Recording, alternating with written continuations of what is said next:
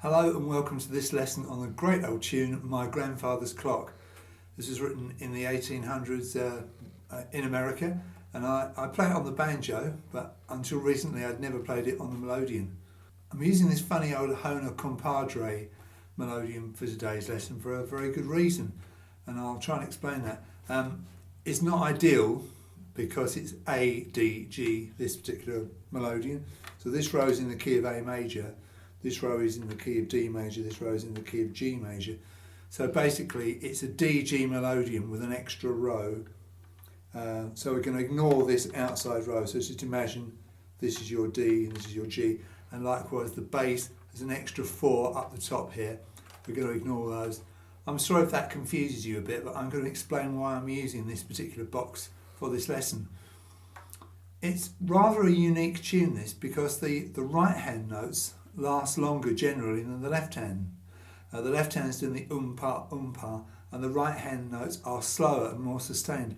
And I found what happened on my other boxes was that the notes, the right hand notes, pulse in time with the left hand, which is a bit off-putting, a bit unpleasant. So because this Melodeon is tuned fairly wet and the 2 reeds per note, per right hand note beat, that kind of masks that. See if I can show you what I mean.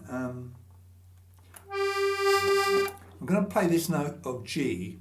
This is the 3rd button start, and while I'm sustaining it I'm going to play a fast umpa in the background so you can hear the difference.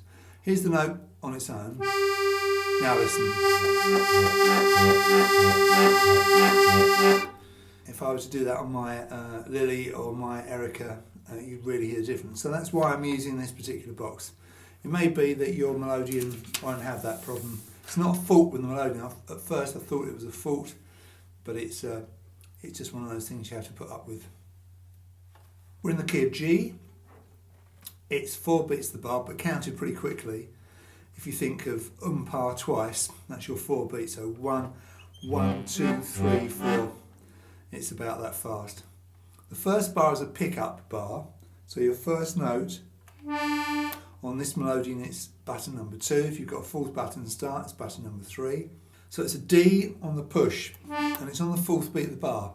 And it says no chord, so it's played on its own. So you count 1, 2, 3, 4, and that's your first note. The first full bar, bar number 1, is like this. Now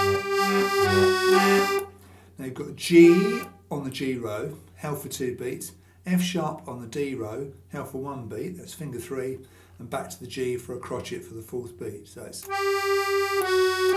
with, and it's pretty obvious how the bass works. On this particular sheet I've written the bass out in full on top, just to remind you that capital letters are bass notes, lowercase letters are chords. So you pretty obviously got G bass, G chord, G bass, G chord.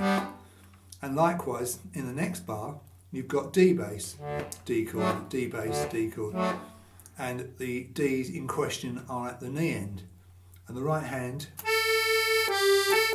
playing exactly the same buttons you see that you did on the previous bar, but on the pull gives you A, G, A.